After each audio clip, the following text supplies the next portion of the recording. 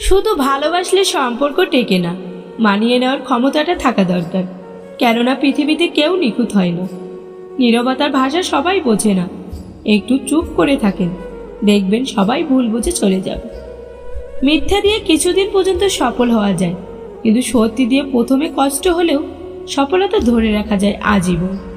মানুষ ওই লড়াইতে কখনোই জিততে পারে না যে লড়াইয়ে শত্রু হয় নিজের আপন মানুষ।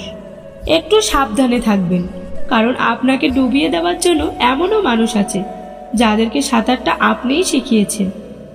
যে মানুষটির জন্য তুমি অপেক্ষা করছো, সেই মানুষটা তোমার জন্য অপেক্ষা করে কিনা সেটা জানা সবার আগে জরুরি। একা একা অপেক্ষা করে সময় নষ্ট করো না, কারণ সময় কারো জন্য অপেক্ষা করে না। মরে যাওয়ার জন্য একটু বিষ খেলেই হয়, কিন্তু বেঁচে থাকার জন্য অনেক বিষ হজম করতে হয়।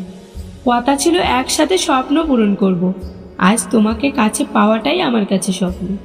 খুব ভালোবাসার মানুষগুলোই একদিন বুঝিয়ে দেয় যে খুব বেশি ভালো কাউকে বাঁচতে নেই। কি আশ্চর্য, তাই না? যাকে কখনো চিনতাম না, আজ তার জন্য কত কষ্ট হয়। যে সম্পর্কে সম্মান আছে, বিশ্বাস আছে, ভরসা আছে, সে সম্পর্কের কখনো শেষ হয় না। সম্পর্ক আর পরিবার এমন এক মূল্যবান জিনিস যা সময় না দিলে নষ্ট হয়ে যায়। জীবনে কষ্ট তো তখনই হয় যখন ভালোবাসার মানুষটিকে দেখা যায় কিন্তু ছোঁয়া যায় না। মানুষ সব সময় এক থাকে না। মানুষ শেখে, মানুষ শিক্ষা পায়, অতঃপর বদলে যায়। অবহেলিত ভালোবাসার মানুষগুলোই জানে যে ডিপ্রেশন কাকে বলে। সব পথ যখন বন্ধ হয়ে যায় তখন চোখ আকাশের দিকে তাকায়। কেউ যদি তোমার মূল্য না বোঝে, তাহলে সরে গিয়ে তাকে নিজের অভাবটা বুঝিয়ে দিতে হয়। মানুষ একবার বদলে গেলে দীর্ঘদিনের সম্পর্কেও বিচ্ছেদ ঘটে। প্রতিটা মানুষই বৃষ্টির সময় তার প্রিয় মানুষটাকে মনে করে। অধিকার সবার উপরে খাটে না। চোখের দিকে তাকিয়ে সবাই মন পড়তে পারে না। পাশে থাকা যায়, কিন্তু আপন হওয়া যায় না। দূরত্ব বাড়লেও কিছু মানুষকে কখনো মন থেকে মুছে ফেলা যায় না। কাউকে অপমান করতে যোগ্যতা লাগে না, কিন্তু সম্মান করতে শিক্ষা লাগে। অহংকার অত্যন্ত ভারী বস্তু, যা তোমার মধ্যে থাকলে তুমি কখনো উঁচুতে উঠতে পারবে না।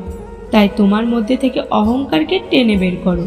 সম্পর্ক একটা পাখির মতো, যদি তুমি তাকে খুব শক্ত করে ধরো তবে সে চাপে মারা যাবে, আর যদি খুব হালকা করে ধরো তাহলে সে উড়ে যাবে। কিন্তু যদি তাকে খুব যত্নের সাথে ধরো তবে সে থেকে যাবে। আমি যখন বলি এই জীবনে এত কষ্ট কেন, তখন রব বলেন নিশ্চয়ই কষ্টের সাথেই রয়েছে স্বস্তি। তিক্ত হলেও সত্য, তুমি যোগ্য না হলে সে তোমাকে ফ্যামিলির অজুহাতে দিয়ে ছেড়ে যাবে। ভিডিওটি ভালো লাগলে প্লিজ একটা লাইক করবেন, কারণ আপনাদের একটা লাইক আমাদের পরবর্তী ভিডিও বানাতে উৎসাহ যোগায়।